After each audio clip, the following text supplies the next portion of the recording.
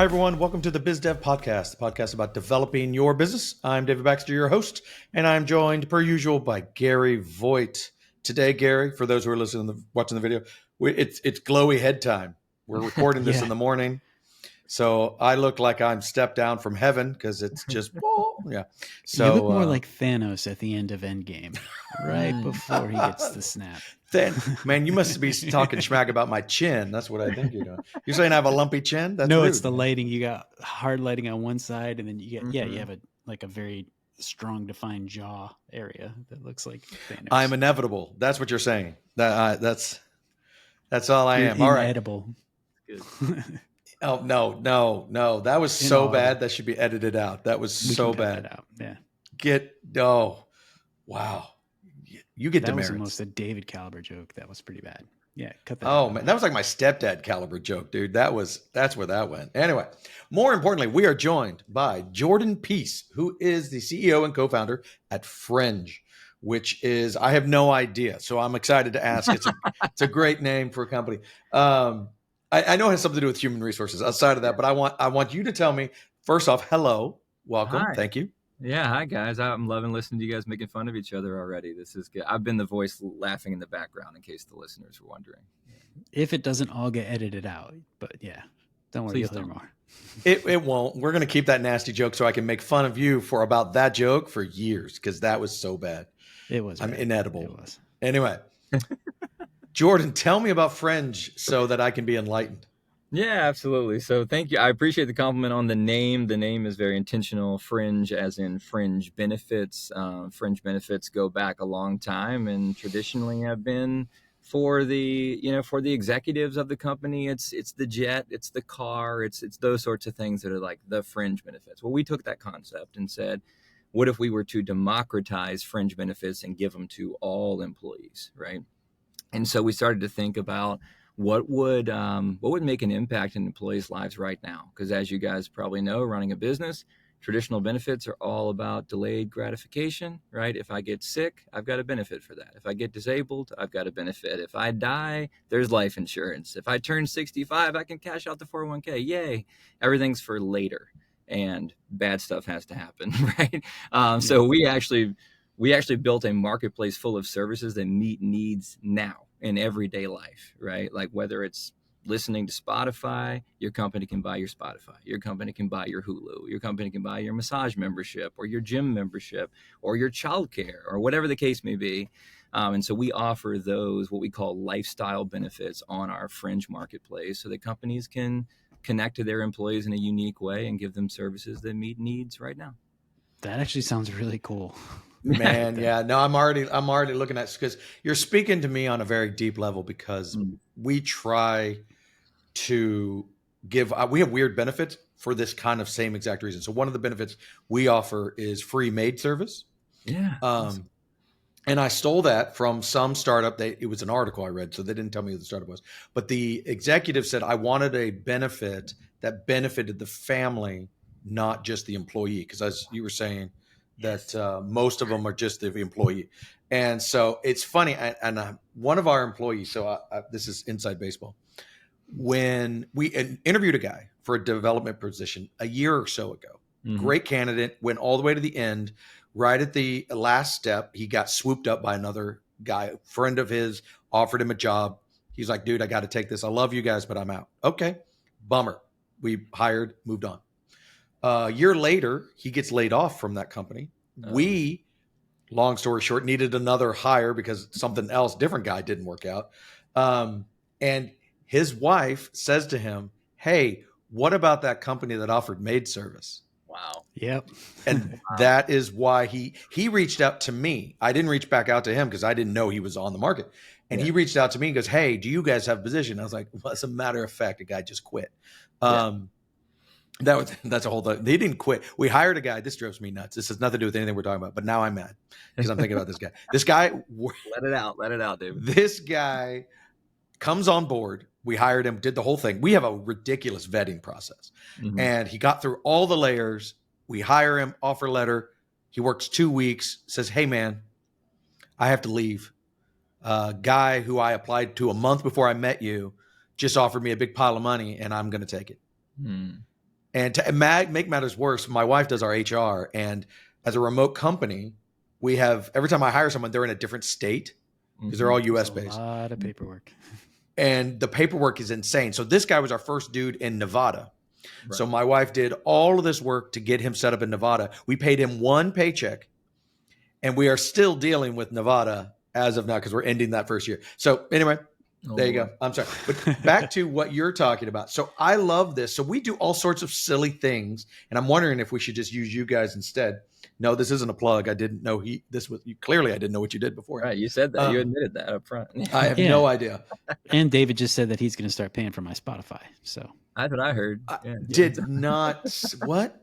I think it's on record. Yeah. I did not say that. Well, anyway, but there are things that I wanted to do. Like I've offered some of my people the ability to pay their internet bill because I will tell you, as a development company, having my devs on a bad internet connection costs me money. Oh yeah. And they all turned me down, which is weird. You know what's also weird? How many of my employees turned down free maid service? I don't understand that. That doesn't make any sense. It's free. What are you doing? Well, I don't want my kids to think I'm lazy. You know what? That makes no sense to me either. That's okay. That's okay. I will not get on that soapbox. But I love the idea, and I'm guessing, based on reading your LinkedIn and hearing you speak just a little bit, that the idea of rewarding your employees is a big deal to you. Is that why you started Fringe, or was that just a cool idea and you ran with it? Like, tell me how you guys got moving. Yeah, absolutely. I mean, really, I think it's more that I saw something that was broken that I wanted to fix, if I'm honest. So I used to be in financial planning. So I used to work for a big firm, did that for about 5 years, jumped out, started my own firm with one of my current co-founders. So we had another company before this. And we did fee-only financial planning. So you just pay us a monthly fee, meet with us as often as you like. We'll give you advice on whether you got money or not, right? So we would work with younger people with no money for us to manage, but they would pay for the advice so that they accumulate that money, right? And what I found is when there's no products to sell and you're just giving advice, people ask you really honest questions about stuff they don't understand, right? Like the stock market, for example. Most people have no idea how it works, right? No idea what stock versus a bond, and words like share and stock, are they the same thing? I don't know. So that was one black hole. But the really, really, really big black hole in people's financial knowledge was benefits. No one understood their benefits. So they'd be applying, like to your point earlier about people kind of applying for multiple jobs or trying to choose between them, right? They would always ask me, like, what is this? Like the definition of disability, it seems like it's different with this one and that one, and is this enough life insurance? And I fell into the trap of actually explaining and answering their questions for like 30 to 45 minutes until I saw their eyes droop, and then I was just like, you know what, I don't even think you care about the answer, so like let's just move on. Benefits are boring. Like they're boring and they're disinteresting, and the only time that you look at them is when you are sick or when something horrible does go wrong. Then you're like, I should have read that contract. Like it's just not interesting to people. And so as a result, I'm like, well, what are we doing then? We're offering these employee benefits. The point was to engender loyalty and goodwill, right? And to take care of our people. And we might be taking care of them, but if they don't understand it, they don't appreciate it. And if they don't appreciate it, then we're not engendering anything, right? We're just giving away a ton of money. So I thought, what if we could add to benefits something that's easy to understand, has some immediate value in people's lives, is a low cost, but a high perceived value, right? Like think about what you just said earlier. That wife said, how about that place that gives you free maid service? What, $2,000 a year? Yeah, like, as a bonus. So what? Like somebody could offer $5,000 more and they'll take the job with the maid service because it's not about the money. Yeah. It's about being cared for. It's about that idea of like, oh, wow, they really value their employees. That must be a good culture. So it's this fascinating thing where actual value and perceived value sometimes have nothing to do with each other. And I think that's very true in the benefit.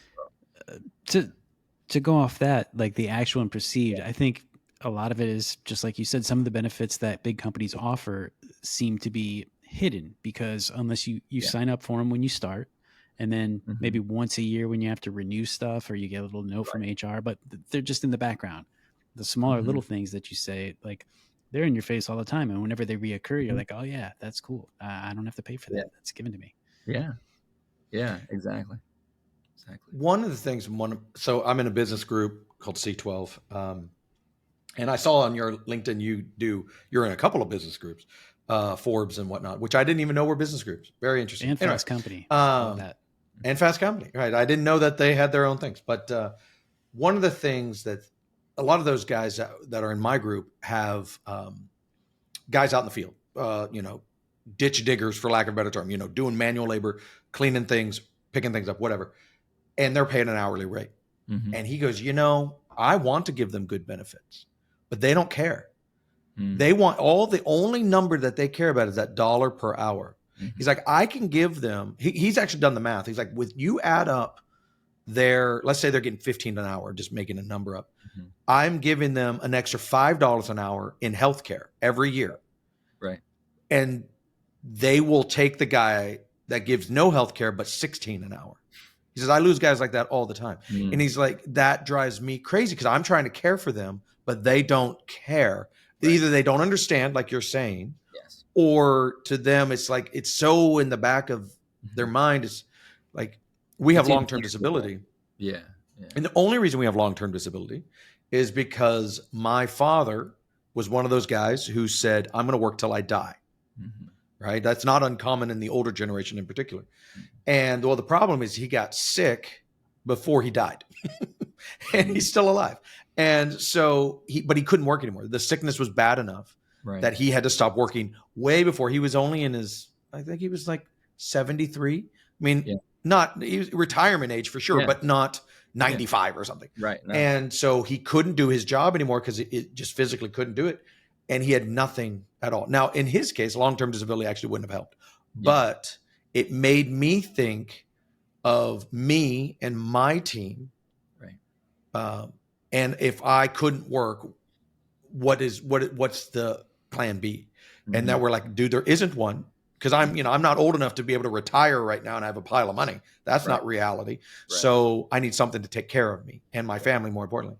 So that's where it goes. And I find the way that benefits happen is because I want them, and then I can't give them just to myself because I feel bad. Like that doesn't seem right.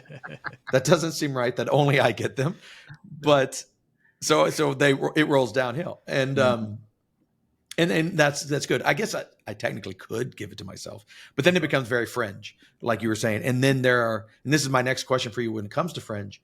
So let's say I give you free Spotify, whatever, $18 a month. That is not a covered benefit in a tax world. So technically that's a taxable gizmo, right? Yeah. So that's what, $200 a year. Mm-hmm. That now, do you guys handle that weird tax stuff, or do you just let us know and we have to handle it?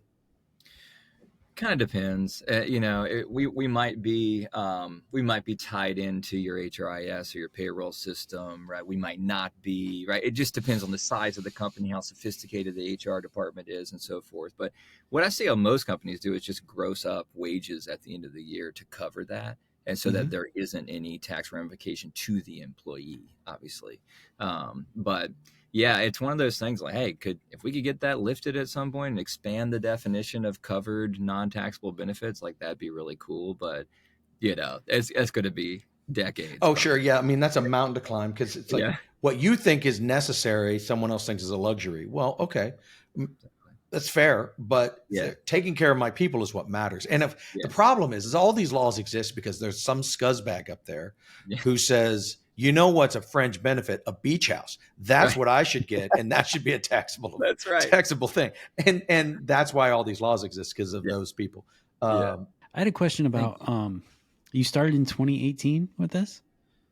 Did you see any weird ups and downs during when the pandemic hit and companies, a lot of them turned remote, whether they liked it or not, or a lot of people had to start hiring remote? A benefits package like yours, I'm assuming, probably saw a lot of traction during that time. Was there any like ups and downs for your company during that time? Oh no, that's an insightful question because it was very much a big part of our story. So we started. Technically, it was 2018, but like right at the end, and so we didn't get much done, in that last like month and a half of the year, especially in terms of like going out with clients, like just building a few things, some marketing resources. So really, in earnest, 2019. we raised some money at the beginning of 2019. We had a good year. Like we felt like, oh man, this idea is going to take off. And then that pandemic hit. The day it was like, it's here in America and everyone's talking about it, I was in San Francisco raising money with VCs, all of whom canceled their meetings. And so I was in a hotel doing Zoom calls with people that were a mile away. So I flew across the country to meet. No meetings took place. And then I'm doing Zoom calls. I could have done this in Virginia, you know. So we ended up, I had a pretty nice trip. Thankfully, we didn't need money like right then. Anyway, flew home. We had a $0 first quarter in 2020. Nothing. We made $0 in new revenue in 2020. It was like, well, I guess we're dead, right? And then and all of our investors were like, well, batten down the hatches. It's going to be ugly, this and that. And I was like, you know what? I'm not listening to you. Like, we are going to double down on marketing. We're going to change our messaging. We're going to talk about remote first benefits, package up your culture and ship it home, all that type of messaging. And it worked like a charm. I'm And sure. from like April, May, it just took off through 2020 and 2021. And then like everybody else, 2022 was like, started to get a little tough, we're kind of like swinging back up right now. But it was a big part of our story, Gary. It was a big deal. Everyone was looking for a way, to how do we engage with these remote people? How do we offer like personalization? What was funny to me is that all of a sudden people realized that they had remote employees, because like everybody had like 5-10% remote employees already, and nobody gave a crap that there was like no equality of benefits between the headquartered employees and the like no one cared. But then as soon as like 90 to 100% of people were remote, they were like, well, we got to have equity. Like, like all of a sudden, like the ethos changed overnight, and which benefited us greatly, if I'm honest. That reminds me, I'm going on a tangent again, Gary. Sorry. I am reading a book called Rocket Fuel. Have you heard of that one? Mm-hmm. It's a pretty common book. Not on the edge there. So they talk about, I'm early in it. We are bringing our integrator into our world, if using their terminology. And the first bit is about the visionary. And one of the key things about a visionary is, well, they cast a vision, hence the name. And they're also hard to work with, which is interesting. I'm a visionary. I know that sounds silly, but to call yourself that, but I know that's my role at the company. And Gary will absolutely admit that I'm really hard to work with. Yes. But one of the things that you mentioned, thank you, Gary. I appreciate that. First thing we all agreed on today. So what you said though is one of the key factors of a visionary is exactly what that story you just told is. Yeah, I don't care what you just said. We're going this way. We're doubling down. We're taking a risk, and we're going to do this. Mm-hmm. Now, it doesn't always work, right? Nope. But the fact that you were just like, you know what? Because if you weren't a visionary, which according to the book is 3% of the population, 3%. That is what 3% of the population, and I don't know how they get that, but through their studies, but 67% of all revenue in this country comes from small businesses. Yeah. So 3%, 67%, pretty interesting stuff. But anyway, they have the gumption to, even though their advisors are saying there's something in their gut that says, nah, we're going to go this way. Mm-hmm. And that can obviously derail the world, but it's also the only way things get done, really. Yeah. So it's cool. It's cool to hear that you're just like, no, we're going to try it this way. And it worked. And now it worked for a little while, right? And then people went back to work. Now you got to change your messaging again, right? Yeah, when we did. Yeah. Which is great. I mean, that's brilliant. I love the chutzpah, as it were. So let me get to brass tacks. How do y'all make money? How does it work? I say I'm interested because I am. I want to offer this to my employees. Yep. What does that mean? What am I doing as an owner? What am I signing up for? Yeah. So what the money that's coming from you to me in that client situation is you're going to pay a software fee of some kind. Our stated fee is $5 a head, right? If you're a giant company, that comes down. Obviously, you get that piece. Sure. On top of that, the only thing you're paying us is for the benefits that you want to provide your people. So if you want to offer $50 a month per person, $100, 25, you want to do. I see. A little bit of monthly. Okay, so there's like a flat amount, and then the benefits they could choose from fit in, like from that category. you mentioned a point Yeah, system earlier where they can kind of that's combine right. based on your total. Yeah, Okay, so we cool. take the cash that comes in from our customer, we turn that into Fringe points. We apply the points to people's accounts, and then they can spend them as they will. Some people spend them as soon as they hit their account. Some people save up for 13 months and go on a vacation. People are all over the place because people have different buying patterns and just different relationships. So it's not a use it or lose it situation. If I say right. everybody gets $100 a month for whatever they want, Right. they don't use it for whatever reason, that adds up. Now a year goes by, they have $1,200. They can just go, blammo, buy me something pretty.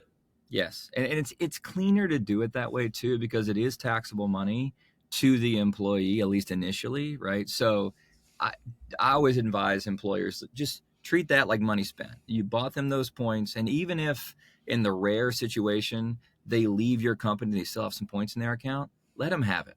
That, like, you taxed them for it, you gave it to them, it's theirs, right? You're not taking back the swag you gave them. Like, turn in your t-shirts, you left the company. Like, why would you take the points? I should do that. Gary, turn in your t-shirts. Right. Gary makes all the t-shirts, so he has a lot. Yeah, he has a lot of t-shirts, actually. Big Pixel builds world-class custom software and amazing apps. Our team of pros puts passion into every one of our projects. Our design-infused development leans heavily on delivering a great experience for our clients and their clients. From startups to enterprises, we can help craft your ideas into real-world products that help your business do better business.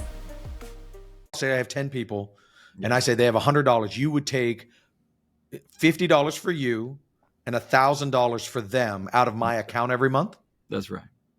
And that would just go over there. And then from a tax perspective, do you provide some sort of report that allows us to do the magic? We do. Okay. Yeah, we provide all that report. And then so they can spend it however they want. You just open up, here's a bunch of stuff you can do. And that's very cool. I love that. Yeah. I'm totally looking into that.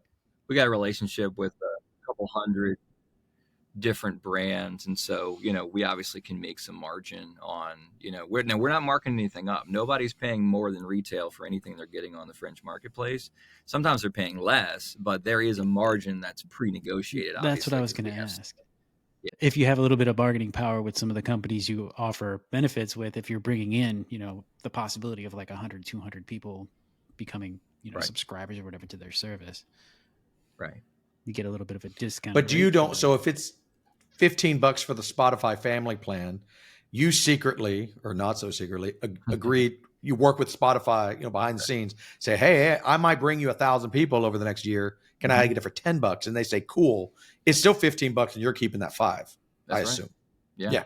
Cool. Absolutely. Yeah. Makes sense. Nice. Both sides. I love that. So where are you guys in terms of as a company? Are you on your runway? Are you self-sufficient? Where are you guys sitting?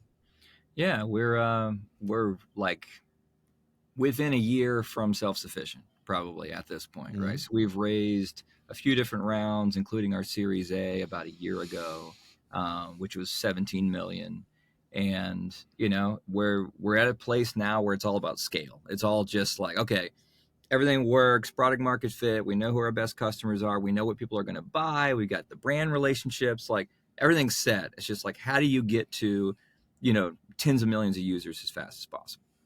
So that's kind of really the focus at this point. So yeah, pretty soon here, we're going to be cash flow positive and I'm going to be loving life. Nice. That's very cool. So you raised 17 million in your Series A and more since then. Tell me about, that's really crazy. Yeah. How did you know people, or how did that come to be in terms of, you're in Virginia, not Silicon Valley, right? You're not giving yourself $17 million, which we've seen in the past on the podcast, which is crazy. Where they're like, I just had a lot of money. And so I built this company. Yeah. That is awesome. So how did you go from a dude in Virginia to a dude who was able to raise 17 million? Because that's a rare thing. That's what every one of the startups around this area want to beat. So what advice or how did that happen? Man, I think a lot of it comes down to a mentality that, like, if you're not from a tech hub, you probably feel this. Like, well, you guys are in Raleigh, so you're kind of more tech hubbed than I am, but you got a chip on your shoulder. You're just like, you know what? I can do it. every damn thing that people in Austin and Denver and San Francisco and New York can do. Like, they're not special. I can Sure. do that. You know what I mean? So there's a mentality that you need, and you're going to need it in spades, because you're going to hear no way more often than the San Francisco based, fundraiser is going to hear no, simply because they're going to look at you and be like, did you just like step off a hay bale, to come Yeah, to because this? Virginia's only dirt roads. Yeah, for Right. sure. You're just a flyover stay. Like, I remember I was talking to a VC in New York, and I'm in Manhattan talking to this guy at like a coffee shop. And we were talking about Instacart, I think it was. We're talking about Instacart being on the platform. And and I was talking about ordering it myself, like down here in Richmond. And he goes, wait. You guys have Instacart out there? What, on the moon? Like, what do you mean out there? Like, there's a million people in my city. Like, what do you know what I mean? It's just like coastal elitists that are just like, I don't understand. Like, are you from the past? Like, it's like no understanding that we live basically exactly the same way out here that they do in these giant cities. But anyway, that was fascinating. So, point in saying all of that, you're going to need extremely gritty mentality to do that. You're going to have to hear no, I would argue 5+ times more than, your peer has less of a good idea, that's raising next to you because he went with so-and-so to Stanford. They used to work together at Google. That, like, there's just all these connections that you're not going to have, out here. And so it was hard, man. We got lucky. I mean, one of my co-founders had a friend who was in that world, who made some intros. We met a group at a coffee shop in San Jose. It turned out that one of the founders of the VC happened to go to high school at the same place that my other co-founder did, in Richmond of all places. And like, there was a lot of like kind of values alignment. And we got that first like San Francisco money, and then we were able to get more. Then it just piles on, referred and so forth. It was still very hard. But. Yeah, once someone okays you, then it's like the little brotherhood of VCs are like, oh, okay, then yeah, I want a piece too. Yeah, it's the scarlet letter in reverse. It's like, yep, he's okay now. He's got the stamp. He's been stamp of approval. It's so ballpark. How many times do you think you were told no?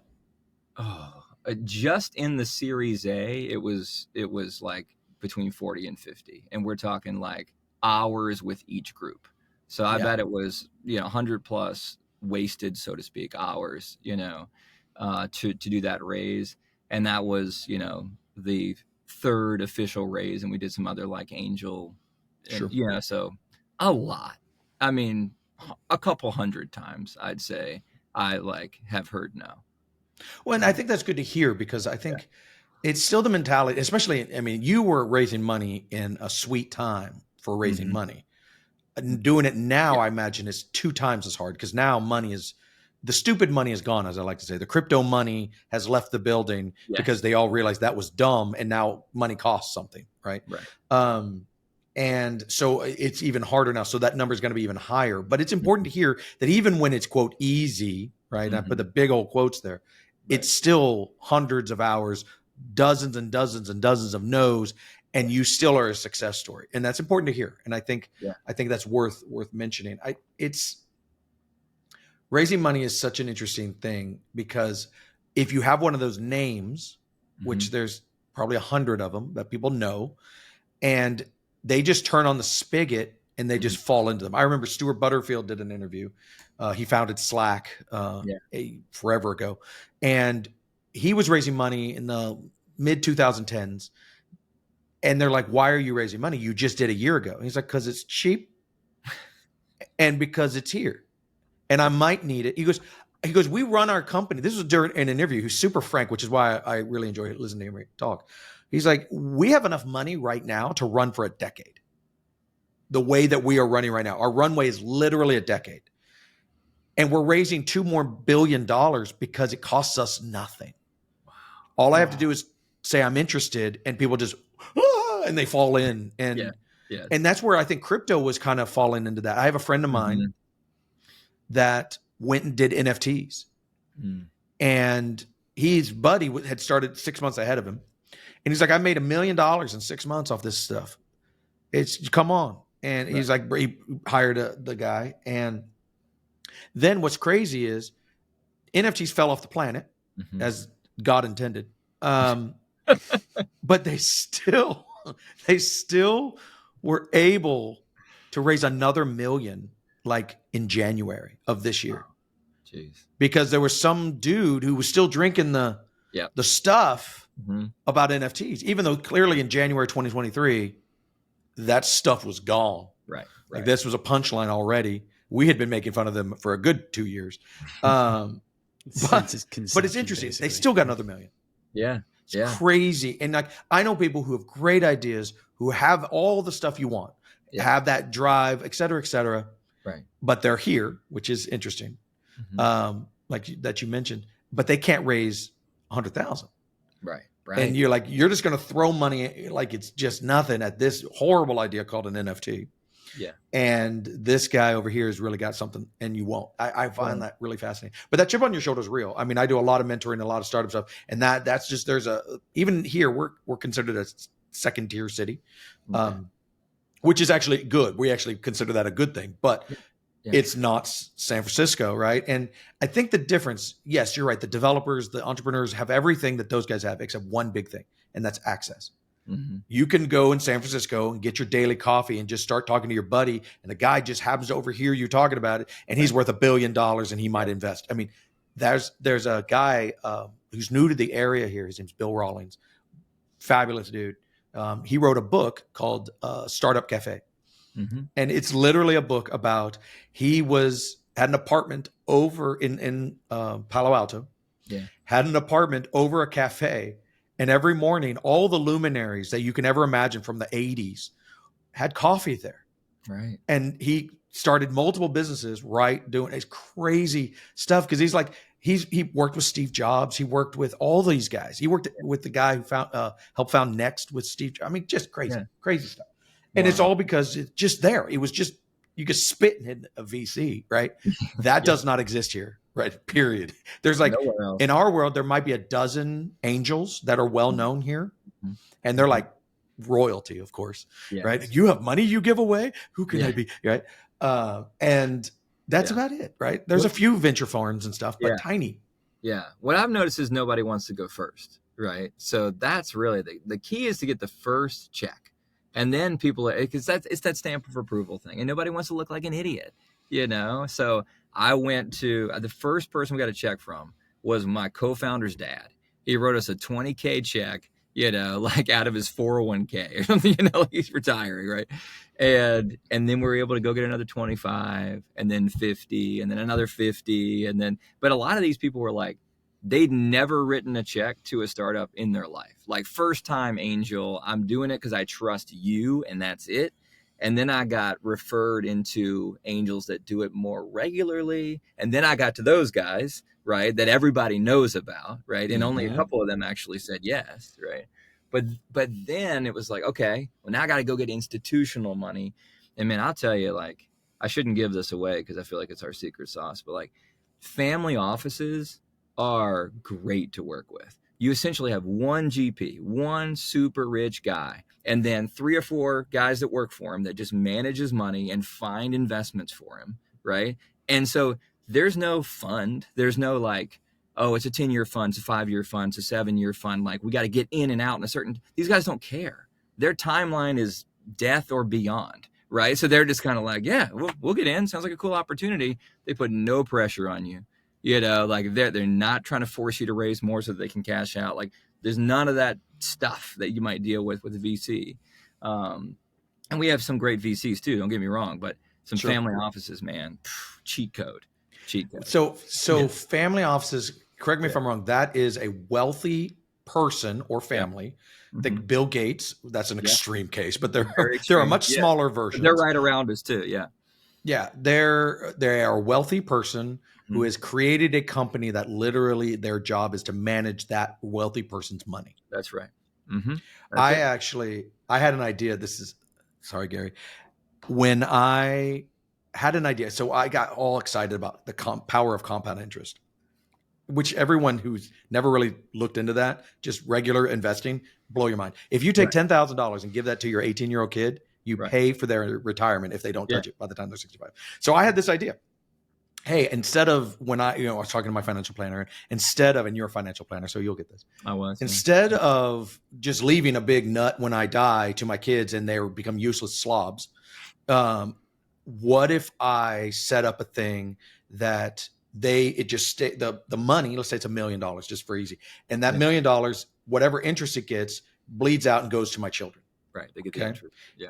Mm-hmm. He's like, that's great. And I said, well, then I also would like to, for my grandchildren, out of that fund, I would like to make $10,000 when they're born. Mm-hmm. That becomes like 20 million by the time they're retired. Again, if they don't touch it, I would like to do that for them. And I would like to do that with everyone who was born from my line, right? I'm going to change my family tree. And my finance guy's like, I love that idea, except for the problem that it's illegal. I'm like, wait a minute. Why is it illegal? He goes, well, you cannot leave money to someone who's not been born yet. Yes, you can. And he explained to me that is why the very basic of why a family office exists is they can do exactly what you just designed, right? Because it's a company managing it. You've been long gone. It's like, think Carnegie. Right. He's gone forever, but his family is still benefiting from that fortune from ever ago because there's a family office that just says, oh, another Carnegie was born, $100,000 into their account. Have a good one. So I'm not to that point yet, but there you go. Yeah. Why did my great-grandfather think of that? That would have been sweet. It's really crazy how little amount of money it really takes to completely destroy your idea. I mean, you talk about, you can create wealth so easily as long as you are not in a hurry. And that's where everyone gets this wrong, is they're all in a hurry, get rich quick. That doesn't work, but get rich slow, man, that works every time. Every time. That's also, a lot of people are not in the situation where they can just put that money away and not need it, Right. Of course. So, and that's true. I'm not taking that away. $10,000 is a lot of money. I'm not saying that. But if you can tell your kid, you don't have to worry about retirement anymore.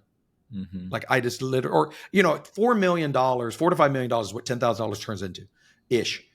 Is that the same as $4 million today? No. But is that one heck of a springboard? Yeah, it is. Big time. Yeah. Jordan, I had a question. During your multiple attempts of getting money and being turned down, at any point did you need to rethink or pivot the core idea? Or did you stay strong in thinking the core idea was there and eventually these people will just catch on? Yeah, too stubborn. I knew, I was confident I was right. I also had co-founders, right? So it wasn't just me kind of hanging out, believing I was right in a bubble. I had a lot of people around me going, yeah, this is a great idea. Like, we just need to just keep cramming it, until somebody's like, okay, I see it, and that's how you change things, like, if everybody just follows best practices, there's nobody around to create the next best practice, like, so I'm like, I hear you, you don't like the name, you think you've already seen something like us, whatever your excuse is, really all I'm reading on their face is like, I don't know you, I don't know anyone who knows you. Right. That's the real reason. Right. So I was just like, sure, next. Man, why wouldn't they? Don't you wish you could just save yourself that 2-hour presentation and just cut to it, dude? You don't know me. I don't know you. Right. Are you cool with that? Right. No? Cool. I'm out. Let's just cut through it, dude. I think that kind of confidence would actually turn heads too. Yeah. Yeah. The next guy, like that meeting guy will call the next guy. Is like, I heard you're meeting with this guy from Fringe. Yeah, he's super cocky. And he's like, oh, really? He must have a really good idea. Oh, next thing you know, he's just ballsy, rolling in dough. Yeah, like Zuckerberg in his PJs. Yeah, you become that douchebag that no one wants to work with. You could be one or the other. The guy from Napster. Yeah. Mm-hmm. Oh, dude, that guy. Wow. He's fascinating because now he's like a legit businessman and owns stock in all of the 90s startups. Mm-hmm. I mean, he has got to be so stinking rich now. What's his name? Stuart something? No? What's that guy's name? Oh, it's going to bother me. I don't know. My daughter just watched The Social Network like last week and I forget. Yeah, I forgot his name. He's Justin Timberlake. That's who he is. That's forever. Right. That's what he looks like to me. Sean Parker, I think is his name. There Sean Parker. I think he Googled it though. I saw him looking down. So did you cheat? ChatGPT. Yeah, busted out. All right. Well, Jordan, it seems like you've had a pretty extraordinary journey. What would you say are your top 3 pieces of advice for any entrepreneur, new business, or startup that is about to embark on that same journey? Yeah. First, I would say be careful who you listen to. Anybody Don't listen that to Gary.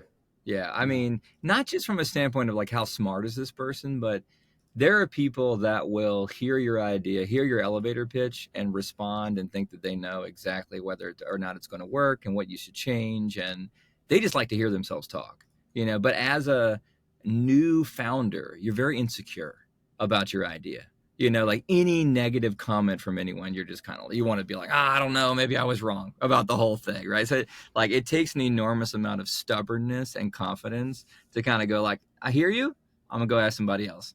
Okay, yeah, I'm gonna take that away, I'm ignoring that, you know. And like just keep getting that advice, refining your idea. Yes, refine it, but if you're going as far as to raise money, do market surveys, like form your LLC, I would imagine that you're very confident, at least in the very beginning, that this idea is both big and solves a real problem in the world, you know. And so if you've identified that and you trust yourself, don't let people talk you out of it.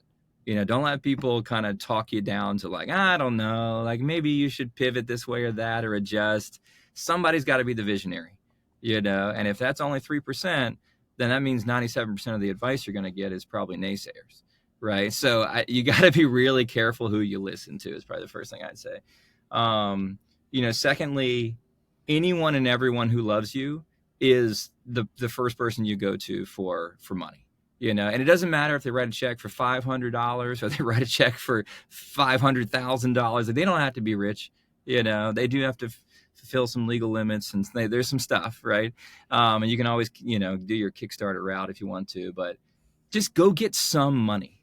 It's going to give you so much confidence to raise anything, right? And just like, oh, people are investing their hard-earned money in my idea. We raised money when all I had was a sticky note.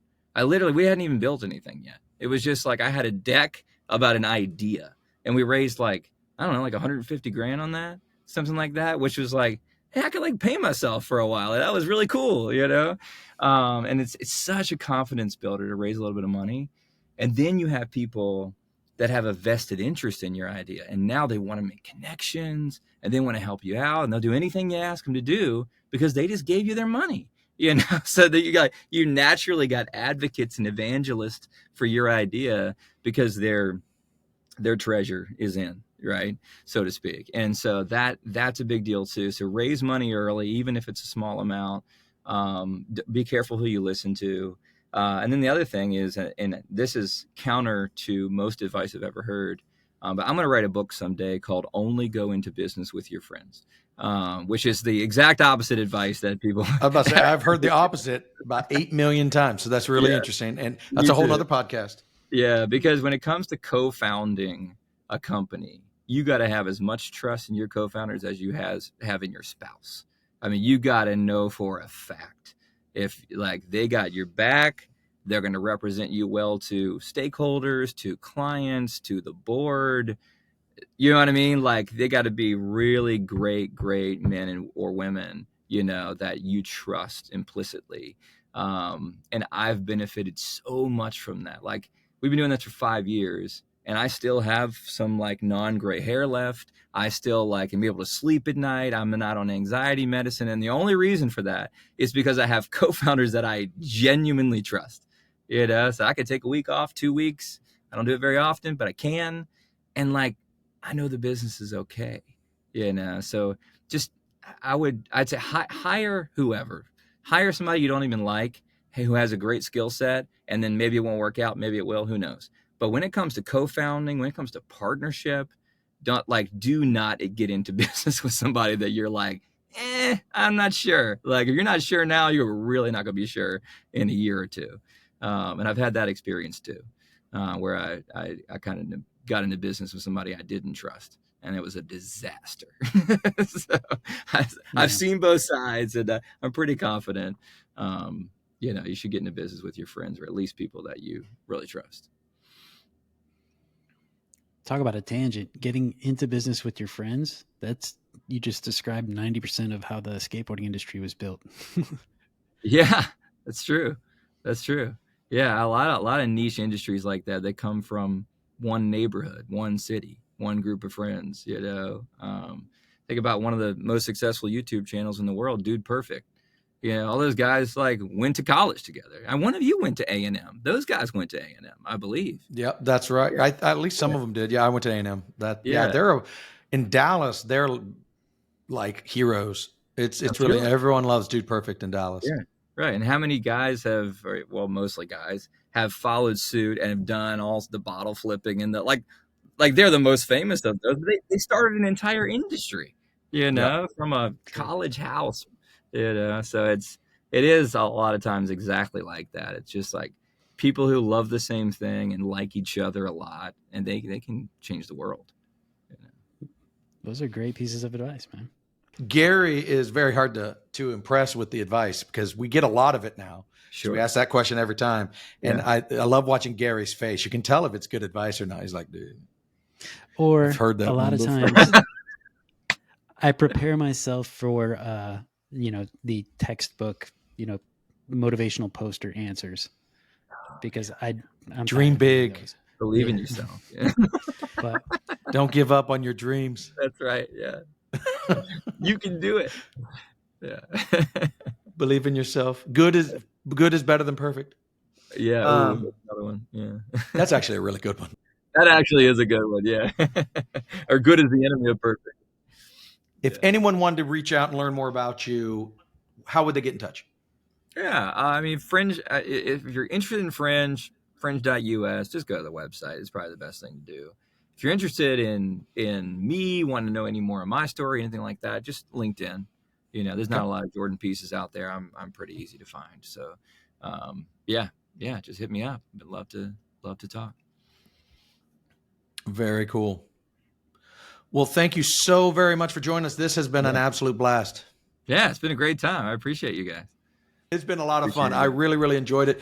Gary's having technical difficulties, so we'll just make fun of him. I can't say anything anyway. That's fair. It's fair. It's not really any different. Well, thank you again, and we will be back next week. Have a good one, everybody. Awesome. Bye-bye. Hi, I'm Christy Pronto, Content Marketing Director here at Big Pixel. Thank you for listening to this episode of the BizDev Podcast. We'd love to hear from you. Shoot us an email, hello@thebigpixel.net. The BizDev Podcast is produced and presented by Big Pixel. See you next week. Until then, follow us on Instagram, Twitter, Facebook, Threads, YouTube, and LinkedIn.